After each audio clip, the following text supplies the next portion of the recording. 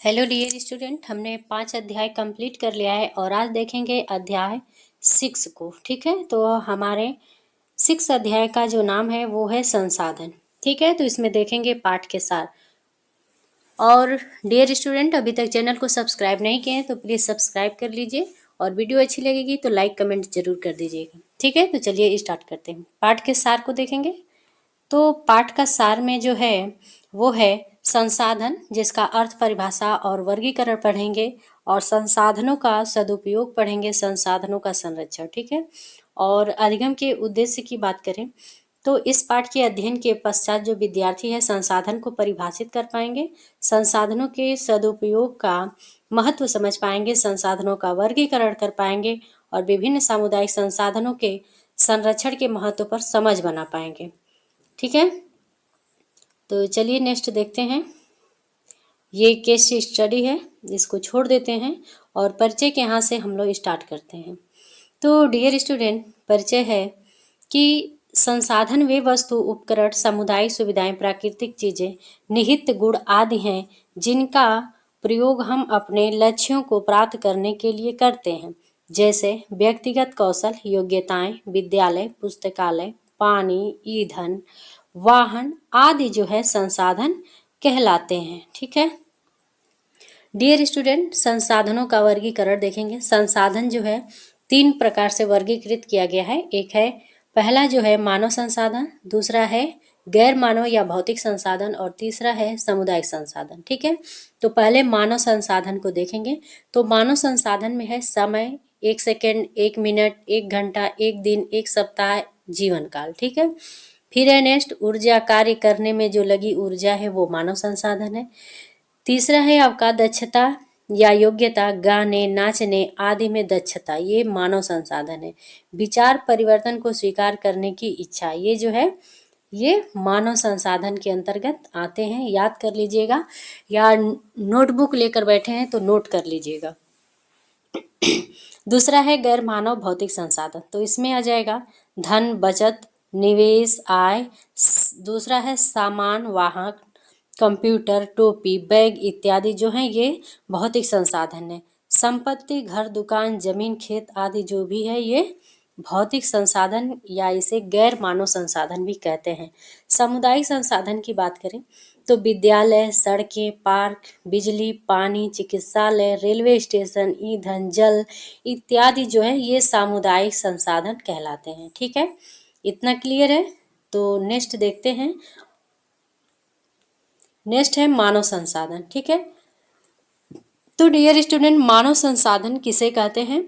तो मानव संसाधन वह है जिनका प्रयोग मनुष्य अपनी क्षमताओं एवं विशेषताओं के अनुसार करता है। यह मनुष्य के अंदर विद्यमान उसके निहित गुण होते हैं और उनका प्रयोग कोई अन्य व्यक्ति जो है नहीं कर सकता, कोई चुरा नहीं सकता, कोई ले नहीं सकता, छीन नहीं सकता, वही मानव संसाधन है। जैसे ज्ञान, तो ज्ञान आपका कोई नहीं आपसे छीन सकता, चुरा सकता। कौशल है, ये भी कोई नहीं छीन सकता।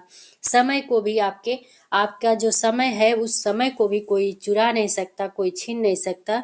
तो ये जो है मानव संसाधन के अंतर्गत आते हैं। उदाहरण के लिए ज्ञान, व्यक्तिगत कौशल, समय, ऊर्जा आदि जो है ये मानव संसाधन कहलाते हैं। ठीक है, नेक्स्ट देखेंगे, मूल संदेश देखेंगे।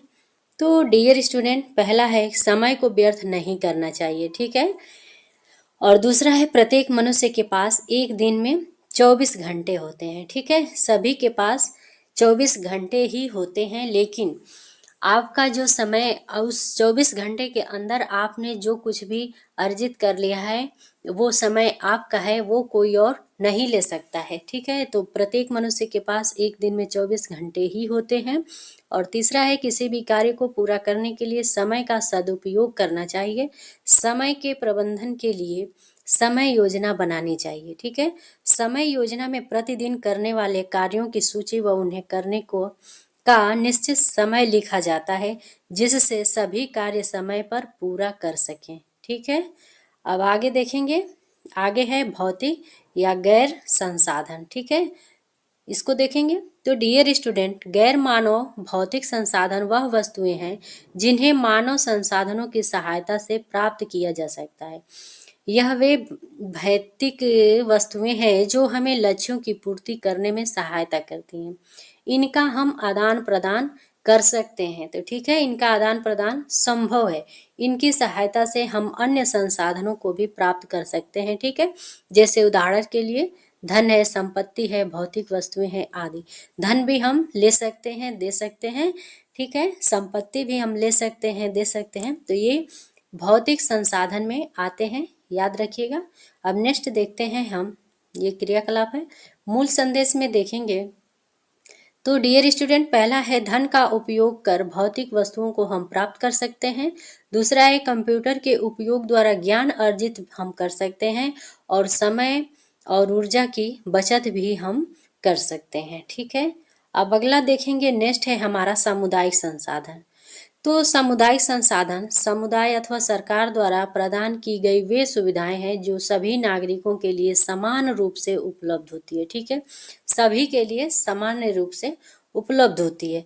उदाहरण के लिए देख लीजिए कि विद्यालय हो जाएगा, पार्क, अस्पताल, बिजली, सड़कें, पुस्तकालय, ईंधन, जल आदि। ठीक है, तो ये सारे क्या हैं, सामुदायिक साधन है। विद्यालय सभी के लिए उपलब्ध है, अस्पताल सभी के लिए है, पानी सभी के लिए है, ईंधन सभी के लिए है। यानी जो सुविधाएं सभी के लिए होती हैं वही हमारी सामुदायिक सुविधाएं कहलाती हैं। ठीक है, आगे देखते हैं कुछ महत्वपूर्ण सामुदायिक संसाधनों के संरक्षण हेतु उपाय हैं, इसको देखेंगे। ठीक है, तो पहला है विद्यालय। तो डियर स्टूडेंट, विद्यालय परिसर तथा अपनी कक्षा को साफ रखें। विद्यालय के सामान जैसे डेस्क, पंखे, प्रयोगशाला आदि के सामान की तोड़फोड़ न करें। नेक्स्ट है शौचालयों को साफ रखें तथा गंदगी को सही प्रकार से निष्कासित करके उपयुक्त कूड़ेदान में डालें। नेक्स्ट है विद्यालय के पेड़ पौधों को न तोड़ें। विद्यालय में जल को व्यर्थ न बहने दें। ठीक है, इन सारी चीज़ों का ध्यान रखना चाहिए, ये सब गलतियां नहीं करना चाहिए। नेक्स्ट है पुस्तकालय। तो पुस्तकालय में शोर न मचाएं। पढ़ने के बाद किताबें सही जगह रखें। पुस्तकों को समय से वापस कर दें पढ़ने के बाद, और किताबों के पन्ने नहीं फाड़ें। ठीक है, और आगे देखते हैं, ईंधन है। तो ईंधन में हमारा है कि खाना पकाने से पहले सब सामग्री को एकत्रित व तैयार कर लेना चाहिए। ठीक है, भोजन पकाने की सही विधि तथा बर्तनों का प्रयोग करें, जैसे प्रेशर कुकर, और भोजन को ढककर पकाना चाहिए। साबुत अनाज व दालों को भिगोकर पकाएं। ठीक है, इससे ईंधन की बचत होती है, ईंधन नुकसान नहीं होता है। ठीक है, बिजली को देखते हैं, बिजली में क्या है। तो डियर स्टूडेंट, चौथा है बिजली। कह रहा है कि जब आवश्यकता न हो तो लाइट, पंखा आदि को बंद कर दें। एलईडी लाइट का ही प्रयोग करें, ये बिजली की खपत कम करते हैं। और आईएसआई मानक चिन्ह वाले तथा स्टार रेटेड उपकरणों का प्रयोग करें। और नेक्स्ट है प्राकृतिक रोशनी का प्रयोग करें। और अगला है कि बिजली के उपकरण रिमोट से बंद करने के बाद बटन भी बंद कर दें। ठीक है, अब मूल संदेश में देखेंगे, मूल संदेश में क्या है। तो जल एक अमूल्य साधन है। वर्षा जल संग्रह, रेन वाटर हार्वेस्टिंग, इसे बचाने की एक विधि है।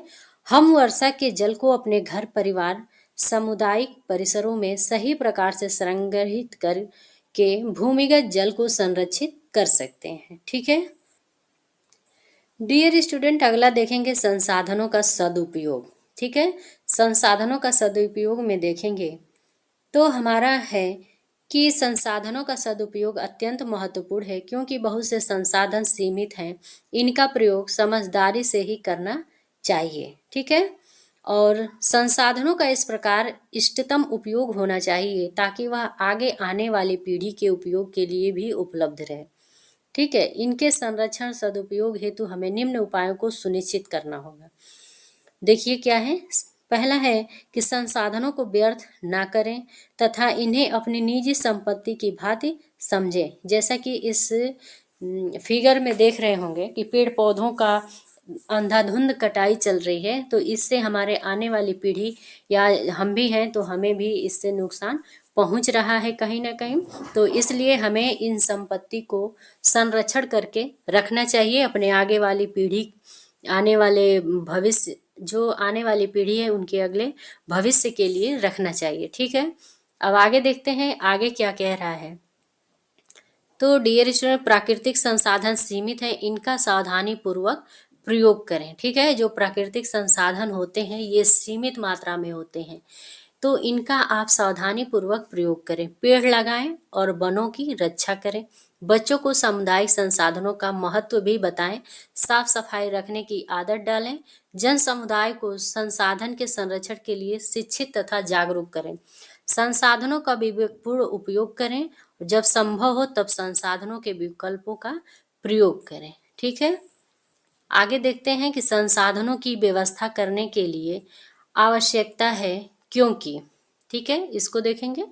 तो सभी संसाधन जो है सीमित हैं, सभी संसाधन उपयोगी हैं, संसाधन पारस्परिक संबंधित हैं, और नेक्स्ट है कि संसाधन का वैकल्पिक प्रयोग संभव है, और जनसंख्या वृद्धि के कारण संसाधनों में जो है कमी आ रही है। ठीक है, तो इतनी बात क्लियर है। संसाधन एक सीमित, सभी जो संसाधन होते हैं वो सीमित होते हैं, और सभी संसाधन उपयोगी होते हैं, और सभी संसाधन जो है पारस्परिक संबंधित होते हैं। ठीक है, तो याद रखिएगा।